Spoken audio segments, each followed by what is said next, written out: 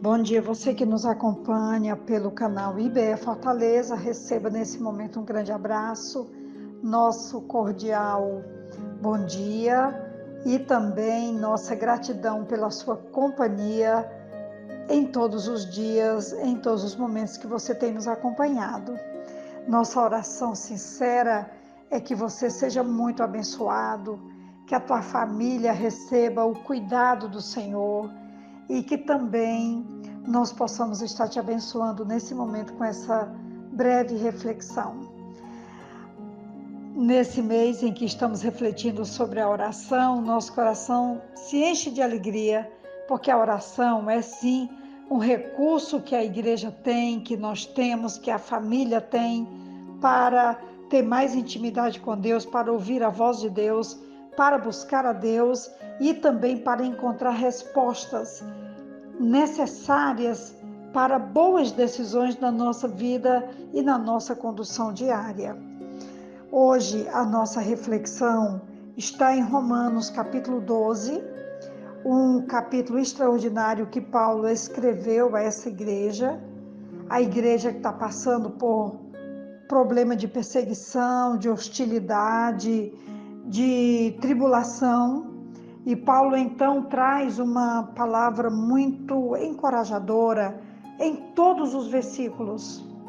Paulo começa fazendo um apelo para que a igreja possa oferecer a Deus um culto racional, um culto com sacrifício vivo, santo e agradável a Deus. E também ele faz um apelo no versículo 2 para que a igreja não se amolde ao padrão do mundo, mas seja transformada pela renovação da mente, da forma como vai olhar para frente, como vai pensar, como vai encarar todas as coisas que precisam ser encaradas diante dessa tribulação, diante dessa perseguição, dessa hostilidade que a igreja em Roma está passando. E o versículo que eu escolhi está no versículo 12, de Romanos 12, que diz assim: alegrem-se na esperança, sejam pacientes na tribulação, perseverem na oração. Como eu já citei anteriormente, o capítulo 12 de Romanos, ele começa com esse apelo que Paulo faz à igreja, mas não fica só aqui. Ele depois também vai falar, do versículo 3 ao versículo 8, sobre o serviço que a igreja prestaria por meio dos dons, abençoando a própria comunidade de fé, mas também abençoando as demais pessoas e também a sociedade de modo geral. Porque os dons, eles existem para serem usados, exercidos, para abençoar a vida dos outros.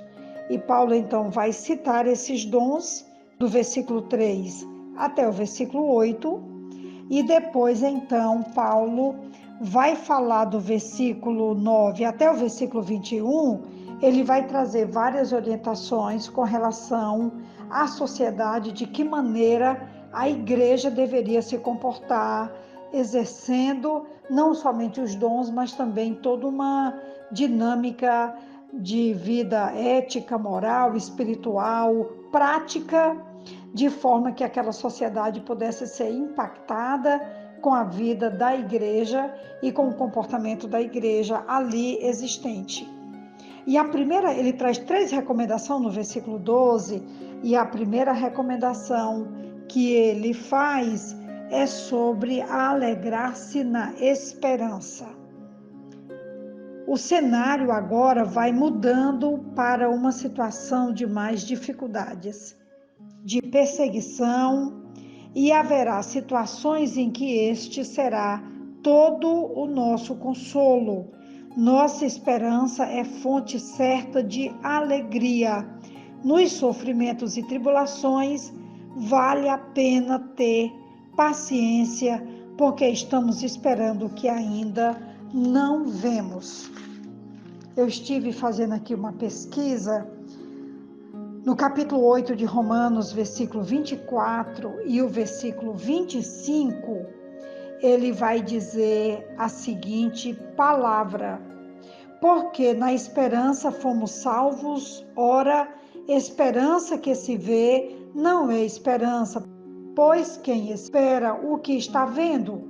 Mas se esperamos o que não vemos, com paciência o aguardamos. Na Bíblia de Estudo, do pastor David Cornfield, a Bíblia do discípulo, ele então faz uma análise desses dois versículos falando sobre a esperança. Ele diz que a definição da esperança é o inabalável aguardar para algo invisível, mas absolutamente certo. Baseia-se no caráter de Deus. Em contraste, expectativas são o peso humano de aguardar que outros correspondam ao que queremos. Comumente levam à decepção. A primeira tem a sua fonte em Deus, que é a esperança.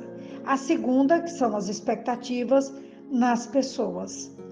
E ele faz aqui uma nota de 4 características de aguardar ou esperar biblicamente. Primeiro, reconhecer que estamos gestantes. Precisamos enxergar o que foi concebido, o que Deus depositou, o que ele claramente começou antes do momento de sofrimento e fraqueza, como o texto de Romanos 8 vai citar.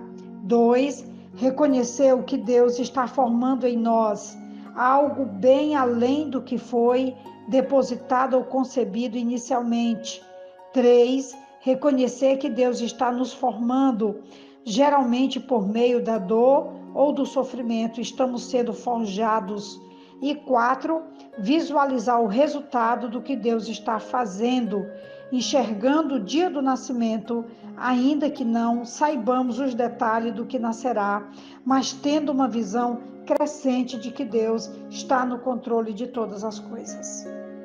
O outro aspecto do que Paulo está falando em Romanos 12, versículo 12, é que nós devemos ter paciência na tribulação. Nós sabemos que quando a tribulação chega, nós fazemos a seguinte pergunta: até quando? Até quando, Senhor? Eu tenho ouvido isso de muitas pessoas. Não importa quanto tempo vai durar, mas o quanto nós podemos crescer durante o período da tribulação. Nós estamos sendo forjados, aperfeiçoados e abençoados se resistirmos fielmente, crendo que Deus estará conosco também na tribulação.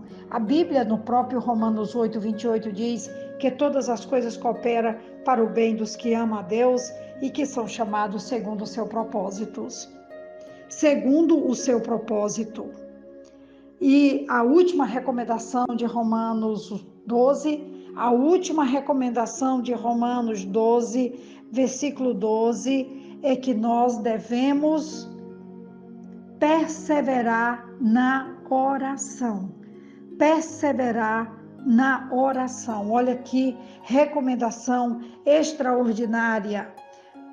A oração enche a vida de poder e o coração de paz. O mais próximo que um homem mortal pode chegar da onipotência é orar em nome do Senhor Jesus. Portanto, quando deixarmos de orar, prestamos um grande desserviço a nós mesmos. O nosso desafio para hoje é aguardar o nosso coração em esperança, vencer a tribulação e perseverar na oração. 3 recomendações extraordinárias que Paulo trouxe para uma igreja que estava sofrendo, mas que podia vencer a tribulação, a dor, o sofrimento, olhando para Deus e perseverando nele através da esperança, vencendo a tribulação e perseverando na oração. Eu deixo aqui essa recomendação para a nossa reflexão de hoje, com a firme convicção de que o Deus que é fiel para nos prometer, Ele também é fiel para cumprir o cuidado dele para conosco. Que Deus nos abençoe. Aqui quem vos fala é a pastora Betinha, da Igreja Batista Esperança. Eu te envio, então, um grande abraço nesse momento. Amém.